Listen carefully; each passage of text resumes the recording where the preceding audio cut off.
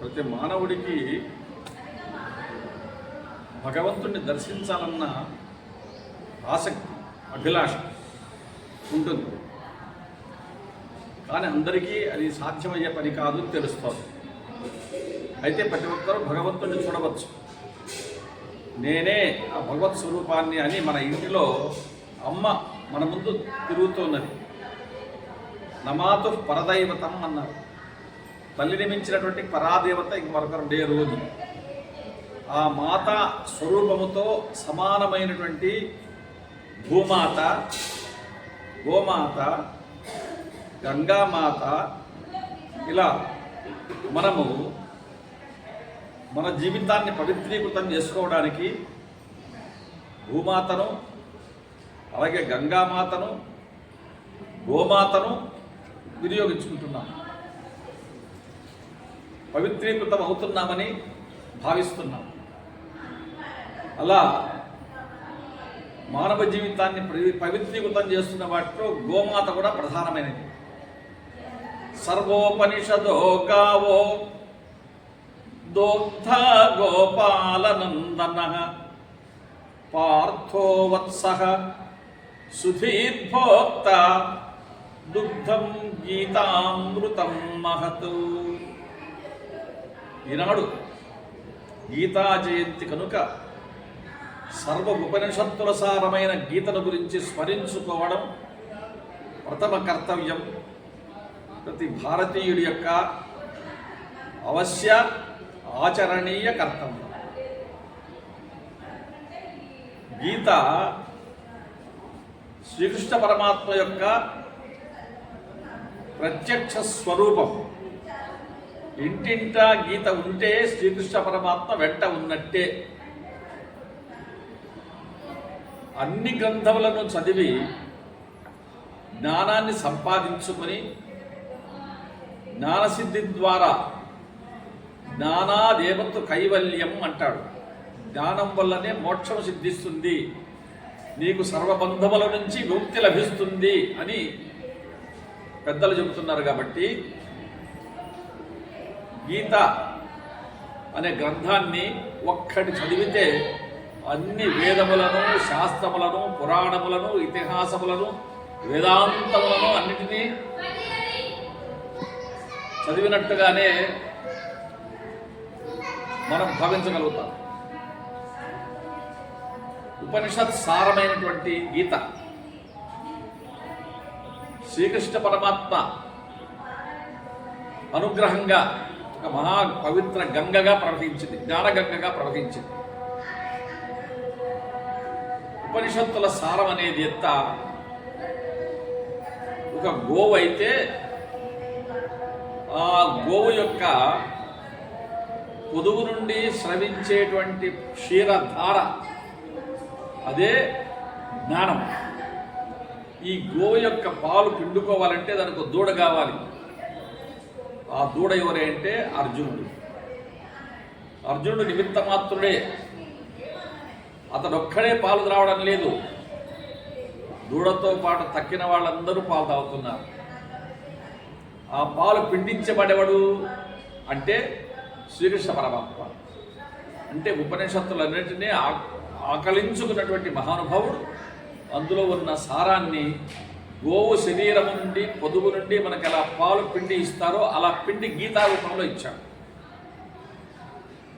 ఆ పాలను గీత దుగ్ధామృతం మహత్, దుగ్ధామృతం. ఆ పాలు ఎలా అమృతంగా మనకు లభిస్తున్నాయో అలా శ్రీకృష్ణ పరమాత్మ పిండి ఇచ్చినటువంటి ఉపనిషత్ సారం అనేటువంటి గీతాశాస్త్రాన్ని మనము అధ్యయనం చేస్తే మన జన్మ తరిస్తుంది. ఏం చెప్తోంది గీత ప్రధానంగా అంటే, నీవు సామాన్యమైన వ్యక్తివి కాదు, నీలో అంతర్గతంగా అత్యద్భుతమైన దివ్యశక్తులు ఉన్నాయి, వాటిపైన దృష్టిని కేంద్రీకరించు. క్లైవ్యం ఆస్వగమ పార్థ నైతద్వైయుపపద్యతే క్షుద్రం హృదయ దౌర్బల్యం త్యక్వా ఉత్తిష్ట పరంతప. అర్జున, నిరుత్సాహపడవద్దు.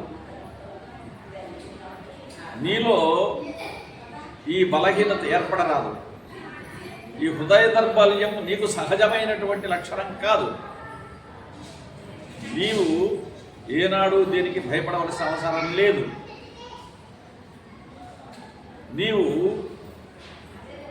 యుద్ధరంగములో ఈ విధంగా దిగాలు పడి కూర్చోవడం అనేది నీకు తగినటువంటి చర్య కాదు. ఏ మానవుడైనా సరే క్లైబ్యం ఆస్మగమః, చేతగానితనాన్ని, నిరుత్సాహాన్ని, ఉదాసీనతను నీకు నీవే ఆపాదించుకొనవద్దు. నీలో ఉన్న దివ్య శక్తుల వల్లనే నీవు నీ జీవితాన్ని పవిత్రీకృతం చేసుకోగలుగుతావు అని మొట్టమొదట ప్రారంభం చేశాడు. అంటే మానవ జీవితం ధరించడానికి దేహభ్రాంతి వదిలి జ్ఞానామృతాన్ని స్వీకరించడానికి మొట్టమొదట హెచ్చరిక చేస్తూ, నీవు సామాన్యుడవు కాదు, నీవు అమృతపుత్రుడవు, నీలో జ్ఞానం ఉన్నది, జ్ఞానశక్తి ఉన్నది, దాన్ని గుర్తించు, దివ్యత్వం ఉన్నది అని మానవుని యొక్క హృదయాంతర్గతమైనటువంటి జ్ఞానాన్ని గుర్తించి తనలో ఉన్న దివ్యత్వాన్ని ప్రకటించడమే గీత యొక్క ప్రధానమైనటువంటి అంశం. అంతేకాకుండా లౌకిక భ్రాంతిలో పడి మానవుడు సుఖదుఖాల మధ్య కొట్టుమిట్టాడుతున్నాడు, లాభనష్టాల మధ్య అల్లాడిపోతున్నాడు. ఈ వ్యవస్థలో దుఃఖము సుఖము అనే వాటి మధ్య ఇటు అటు పరుగులు పెడుతున్నటువంటి మానవుడికి శ్రీకృష్ణ పరమాత్మ ఒక సులభమైన ఉపాయం చెప్పాడు. దేనినైనా నీవు కావాలని కోరుకుంటే, ఏ పని చేసినా ఆ పనికి ఆ ఫలితాన్ని కోరుకుంటే, ఫలితం వచ్చినప్పుడు సంపూర్ణంగా నీకు తృప్తి కలిగితే అది సంతోషాన్ని ఇస్తుంది. ఏ కారణము చేతనైనా నీవు చేసిన ప్రయత్నం విఫలమైతే అది దుఃఖానికి దారితీస్తుంది. కాబట్టి ఫలితము జోలికి పోవద్దు. నీవు చేయవలసినటువంటి పని నువ్వు చేస్తూ ఉండు. ఫలితం అవసరం లేదన్నావు కదా అని పని మానుకోవద్దు. పని చేయడం నీ వంతు. నహి కచ్చిత్ జాతు తిష్టమని అకృత్యకృతు. ఏ పని చేయకుండా ఒక్క క్షణం కూడా ఉండడానికి వీల్లేదు. కనీసం ఊపి పీల్చుకోవాలి కదా, ఏం చేయకపోయినా. ఆకలి తప్పులు తీర్చుకోవాలి కదా, విశ్రాంతి తీసుకోవాలి కదా. కాబట్టి నువ్వు ఏదో పని చేయకుండా ఉండలేవు. కాబట్టి ఆ చేస్తున్న పని యొక్క ఫలితం నాకు కావాలనుకోవద్దు. భగవంతుడు కూడా పని చేస్తున్నాడు. ఏ పని చేస్తున్నాడు? సృష్టి చేస్తున్నాడు, స్థితి పోషణ చేస్తున్నాడు, లయం చేస్తున్నాడు. ఆయన పని చేస్తున్నాడు. కానీ ఆ సృష్టి స్థితి లయముల వలన తనకు ఏదైనా ఫలితం కావాలని ఆయన కోరుకోవడం లేదు. యథాలాపంగా చేస్తున్నాడు. నీవు కూడా పని చేయి. నీ కర్తవ్యాన్ని దీక్షతో భక్తి శ్రద్ధలతో నిర్వర్తించు. అయితే ఈ ఫలితం కావాలని కోరుకోవద్దు. ఈ ప్రకృతికి ఒక లక్షణం ఉన్నది. చర్యకు ప్రతిచర్య సంసిద్ధంగా ఉన్నది. కాబట్టి ఏనాడైనా సరే నీవు తీసుకున్న చర్యకు ప్రతిచర్య తప్పనిసరిగా ఉంటుంది. ప్రతిఫలము దానికి అదే వస్తుంది. నువ్వు దానికోసం వేసన పడవలసిన అవసరము లేదు. తీవ్రమైన ఆసక్తిని చూపించవలసిన అవసరము లేదు. అట్లయితే నీకు దుఃఖపడవలసిన అవసరము రాదు. ఎప్పుడైతే దుఃఖము నుండి, కష్టము నుండి, నష్టము నుండి నువ్వు విడుదలవుతావో అదే విముక్తి. తన సంతోషమే స్వర్గము, తన దుఃఖమే నరకము. ఇది కవులు చెప్పిన మాట. కాబట్టి దుఃఖేషు అనుద్విగ్నమనాః సుఖేషు విగత స్పృహః వీతరాగభయ క్రోధః స్థితధీర్మునిరుచ్యతే. వచ్చిందని ఎందుకు బుగ్గిపోతావు? పోయిందని ఎందుకు దుఃఖపడతావు? వచ్చేది నీ చేతిలో లేదు, పోయేది నీ చేతిలో లేదు. భగవంతుడు ఈ సృష్టిని ప్రారంభిస్తూ ఏ జీవి ఎక్కడ జన్మించాలో అది తాను నిర్ణయిస్తున్నాడు. దానికి మూలం కర్మ. ఏ జీవి చేసిన కర్మను అనుసరించి ఆయా జీవాత్మకు ఆయా శరీరము లభ్యమవుతుంది. అంతకాలే చ మామేవ స్మరన్ముక్త్వా కళేవరం యః ప్రయాతి స మద్భావం యాతి నాస్తి అత్ర సంశయ అని గీతాచార్యుడు చెబుతున్నాడు. నన్ను అనుకో, నన్నే అనుకుంటూ ఉంటే అంత్యకాలములు నన్నే చేరుకుంటావు అని చెబుతున్నాడు. కాబట్టి భగవంతుడు చెప్పిన దాని ప్రకారము జీవితంలో మానవుడు కర్మ చేయడమే ప్రధానం కానీ ప్రతిఫలాపేక్ష మనస్సులో లేకపోతే అతనికి దుఃఖం అనేది ప్రాప్తించదు.